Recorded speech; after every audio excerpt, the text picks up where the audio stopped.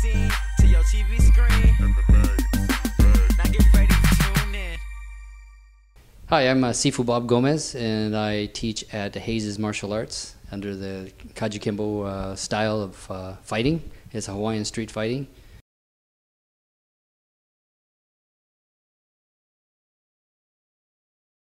I began, I guess, as a career. I began this back in 1973 when I was 10 years old, and I really sucked at everything else, like basketball and baseball. Baseball bored me. I played baseball. It bored me to tears, so I got rid of that.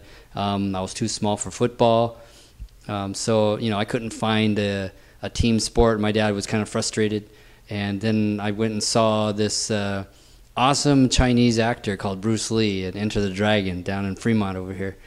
And after that, I walked out and I go, man, if he can do that, I want to be like that. I want to be intense like that. I can do that, and I don't need a team.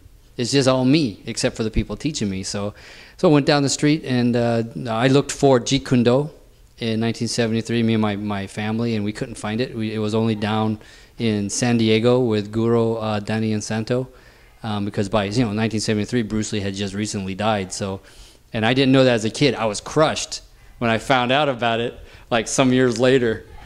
But so I couldn't find Kajukenbo around, so someone turned me on to this thing called Kempo karate, which was Kajukenbo back in the day. No one knew what Kajukenbo was, so that's why they called it Kempo karate, right?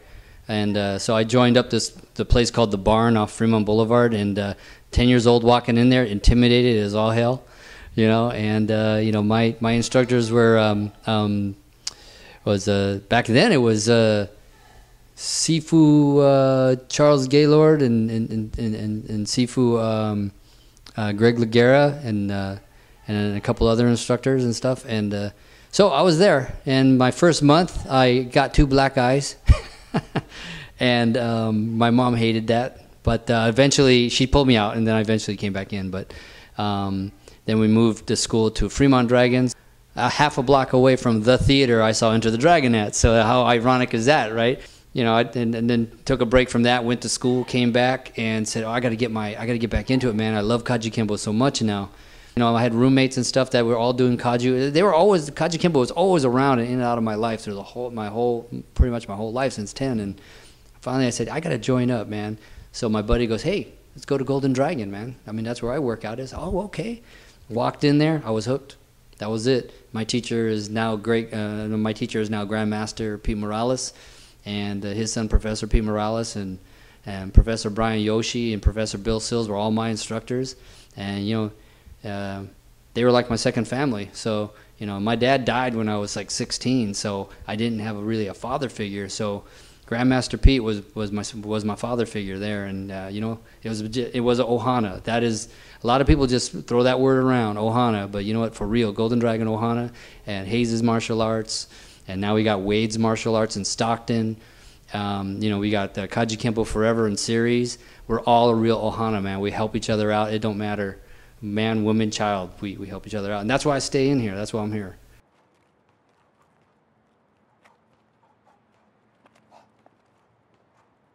Kajukenbo is and will always be America's original mixed martial arts. And yes, it was before Bruce Lee's Jeet Kune Do, because actually really quick here with a little quick history of Bruce Lee and Jeet Kune Do practitioners. When Bruce Lee lived in Oakland for 2 years before he became the Green Hornet, the people he was surrounded by was mostly Kajukenbo people. And that did not give him the idea to mix martial arts, but it helped him along in that direction, with him and James Greg Lon Lee, who was the other co-founder of Jeet Kune Do that most people don't know about. But he's the silent partner, okay, of Jeet Kune Do. But that also helped Bruce Lee guide him even quicker into mixing up and creating Jeet Kune Do for people. Kajukenbo is very similar, and that started, like I said earlier, I think in 1947 in Honolulu, Hawaii, by 5 masters. Kajukenbo, Ka for karate, Ju for judo, jujitsu, Ken for Kempo, and Bo for Chinese boxing, kung fu, wushu, things like that. And now we're even mixing in knife fighting, eskrima, kali. We're doing in Balintawak and Sarada. Doce Pardes. We're mixing all this other stuff. More Wing Chun is coming in there, more Aikido. So we're always evolving Kajukenbo with the times. And that goes along too. So if you want to start, like say if you're a young person and want to start into MMA or Ultimate Fighting Challenge or something like that, we're one of the associations, the Kajukenbo's associations, or the KSDI, Kajukenbo Self-Defense Institute. Any Kajukenbo association or group can actually help you with that. So like you say, if you came in and joined Hayes' martial arts and say this is what you want to do, actually we have a couple students now that's what they want to do. They want to try to get to the point where they make a living doing MMA and UFC. But you got to start with the basics. And we are a hard-hitting school, we're not going to lie, and it's not a macho thing, it's just that it's a self-defense thing. This is not sport. We're teaching you real self-defense and teaching real mixed martial arts techniques. We even have specialized classes to teach different things also, so that we try to get a well-rounded fighter.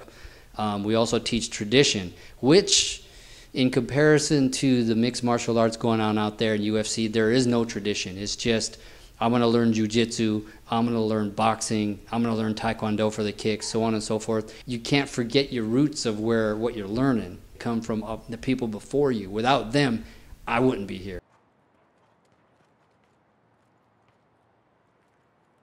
And I also train under Sigung, Sean Hayes.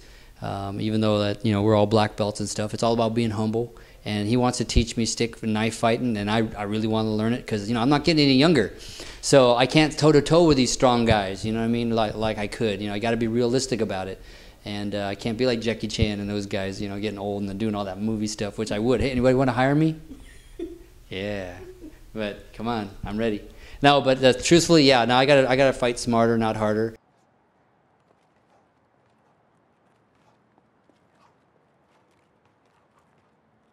But we do train here Tuesday and Thursday nights.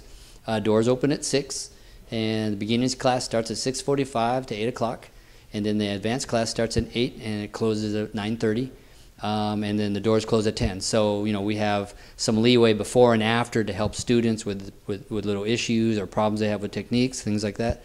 And then we also have a Saturday class too for the people who are really fired up about it. We teach specified things there, like we really get into jiu-jitsu, or we really get into real street knife fighting. Sometimes we have Professor Mark Davis from LA come up and teach us. If you want to be a great martial artist and a real martial artist, then you got to work at it. And so we're there for you. None of the instructors here get paid. We do it because we love it.